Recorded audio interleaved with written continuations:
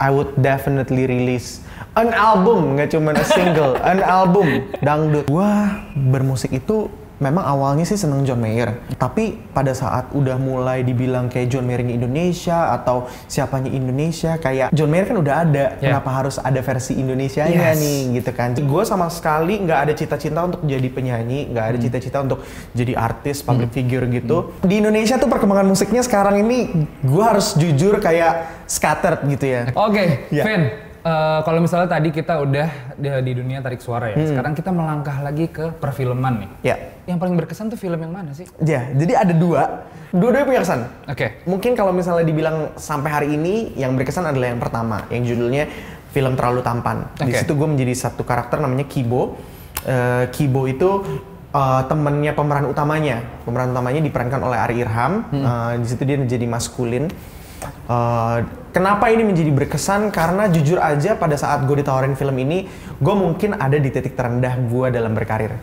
Jadi waktu itu gue baru ngerilis album tuh bro, bulan Maret 2018. Sampai 3 bulan ke depan, gue nggak ada manggung sama sekali.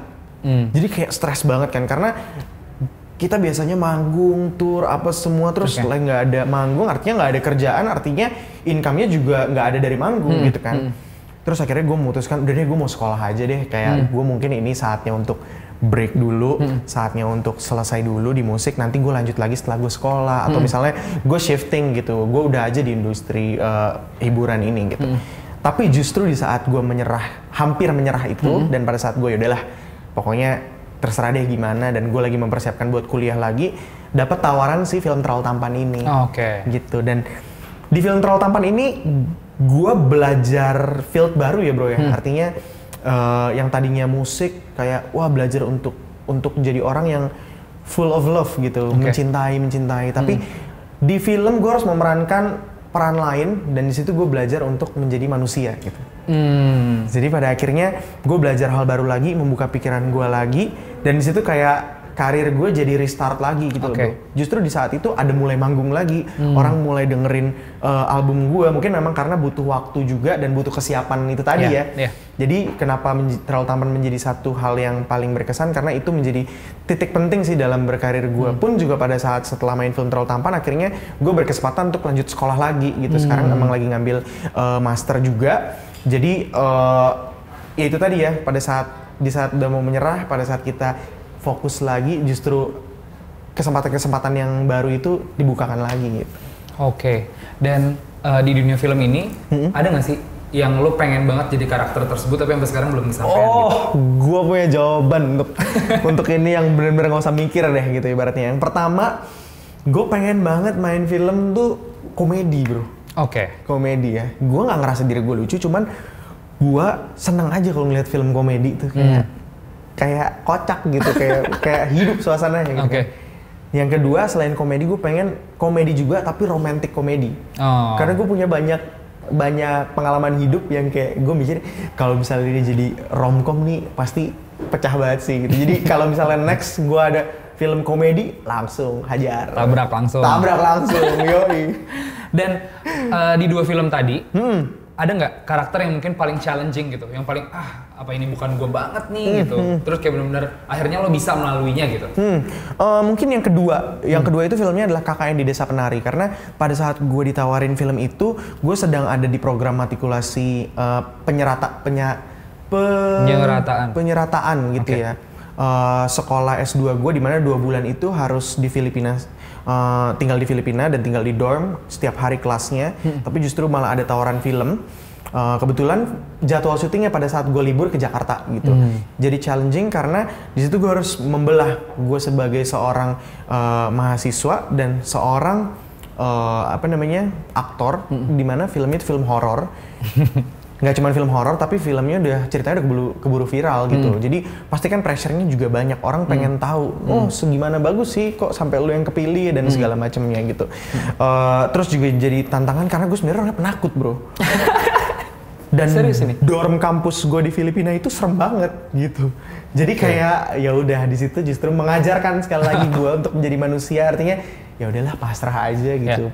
Jadi karena gue juga penakut harus main film horor, ya udah. Dan mungkin karena pasrah itu tadi, maksudnya berserah itu tadi ya, jadi kayak nggak ada horor-horor atau cerita-cerita mistis selama syuting gitu.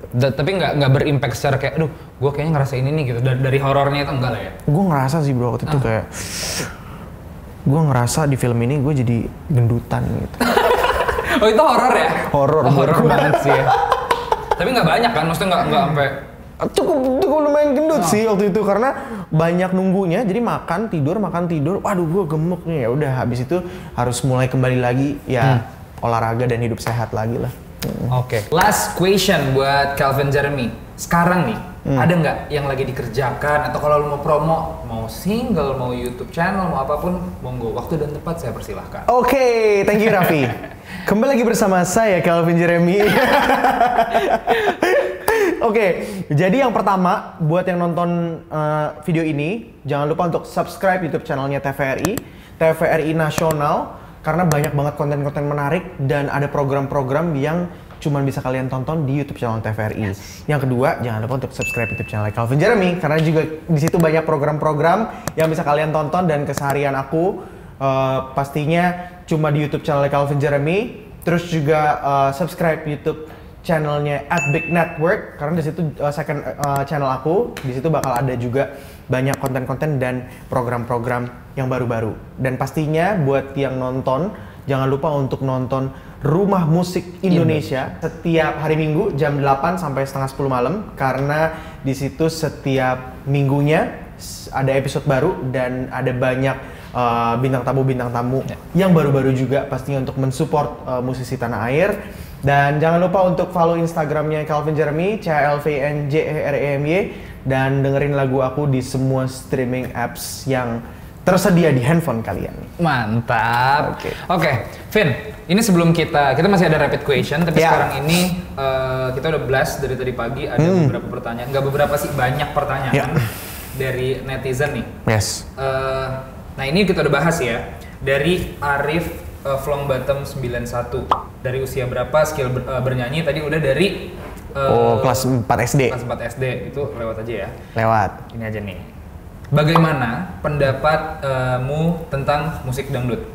Would you like try to this genre? Kalau misalnya aku bisa nyanyi dangdut, I would definitely release an album, nggak cuma a single, an album dangdut. Karena dangdut ini merepresentasikan kebanyakan masyarakat Indonesia gitu. Cuman kayaknya aku harus belajar lagi cara nyanyi dangdut supaya bisa menyanyikan dengan benar. Jadi ditunggu aja. Nah, udah dijawab ya. Arif Flongbottom 91 udah dijawab. Yoi. Oke, sekarang ada dari Giranda. Kak, suka update angka 44 di IG story. Mau keluarin album kah ke 4 April 2021? Ini jadi ini sendiri soalnya ya. Jadi mock up berbeda kayak. Kenapa ya Calvin Jeremy kayak nge-post itu gitu kan? Iya, sebenarnya aku sendiri nggak tahu kenapa 4 itu sering banget muncul di kehidupan aku gitu. Kayak salah satunya hari ini, sebenarnya ini adalah episode ketiga, tapi tetap ada angka 4-nya karena bintang tamu keempat gitu. Iya benar sih. Iya kan? Makanya akhirnya aku bikin vlog 4 menit 44 detik merangkum kehidupan dan keseharian Calvin Jeremy. Aku sendiri sih nggak tahu kenapa angka 4 terus muncul. Oke, next. Febizio, kapan rambutnya cepak lagi? Mungkin kalau misalnya nanti aku udah lebih kurus dan udah lulus kuliah baru potong cepak. Oke, terjawab. Abdur.idan, makanan favorit apa sih? Wah, makanan favorit bisa langsung cek di Instagram story saya karena setiap minggu pasti update makanan favorit gitu. Tapi top 3 makanan favorit gue, yang pertama adalah martabak, yang kedua nasi goreng, dan yang ketiga sate. Mantap, itu udah benar-benar jelas dan details ya? Yes. Oke, dan ini a big question sih. Ya. Lebih suka dibilang musisi, host, atau entertainer? Yang ketiga deh, entertainer. Entertainer gitu lah ya, biar bisa lebih kesini oke, karena ya lo sekarang juga ada di bidang tersebut gitu. Iya, bener. Oke, jika tidak menjadi artis atau penyanyi, mau jadi apa? Chef. Serius ini? Serius. Karena aku sendiri emang seneng masak dan pengen belajar masak, tapi kayaknya dari cara motong aja nggak berbakat gitu. Jadi mungkin lebih ya udah penikmat aja gitu. Oke. Itu adalah beberapa teman-teman yang udah kita bacain. Nah, sekarang kita masuk ke gamesnya.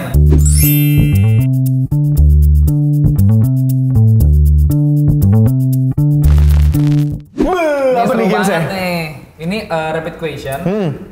Sistemnya adalah lo harus menjawab pertanyaan gue 5 second aja. Jadi ini langsung gitu. Ada pilihannya nggak nih? Nggak ada pilihannya. Jadi benar-benar harus keep it short and simple and benar-benar. Oh, jangan nyantek dong. Ntar lu. Oke. Ini dulu ya. Gue tanya ke lo dulu. Ini harus benar-benar cepet ya. Siap ya semuanya? Nggak perlu dicontohin ya? Nggak perlu. Oke. Langsung aja. Pengen apa pas ulang tahun? Duit. Ibu Neni tinggal di mana?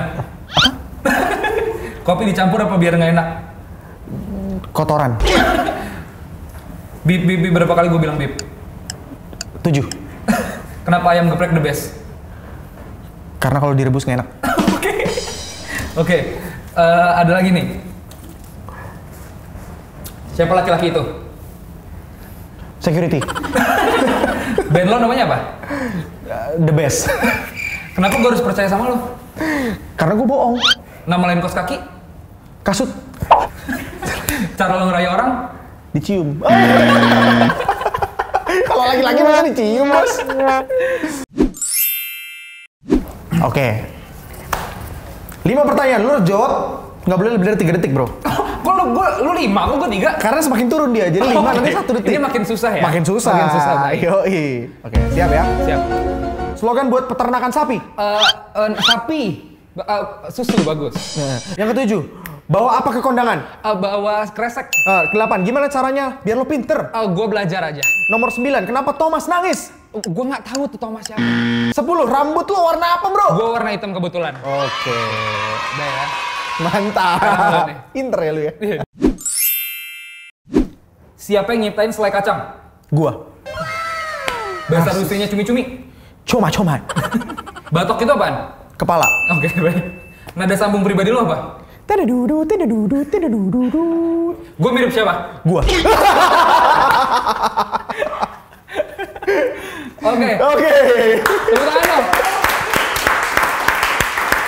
Ini adalah segmen terbarunya dari Tamu TVRI yang pertama kita aplikasikan ke Calvin Jeremy. Sedap. Dan itu diaplikasikan ke bintang tamu ke 4. Benar. Yoi. Tamu TVRI ketiga, bintang tamu keempat. Yes. Oke. Calvin Jeremy, kita semua mengucapkan terima kasih banyak. Terima kasih. Lo udah main-main ke TVRI, lo mau di dalam programnya Tamu TVRI, YouTube channelnya TVRI tentunya. Pasti ya. dong. Dan mungkin lo jangan lupa ya subscribe channelnya Calvin Jeremy. Dan kalau misalnya lo mau collab naik-naik ke menara boleh banget. Boleh, karena di sini di TVRI bakal ada program-program baru yang pastinya banyak, nggak cuma di TV-nya tapi juga di YouTube channelnya. Yes, dan jangan lupa nonton Rumah Musik Indonesia. Yes, setiap hari Minggu jam 8 sampai setengah 10 malam cuma di TVRI, Media Pemersatu Bangsa. Semoga Calvin Jeremy sehat selalu dan semakin sukses. Yes. Tepuk tangan dong semuanya. Terima kasih banyak Calvin Jeremy. Sampai ketemu di Tamu TVRI selanjutnya. Let's go. Boom. Pas banget.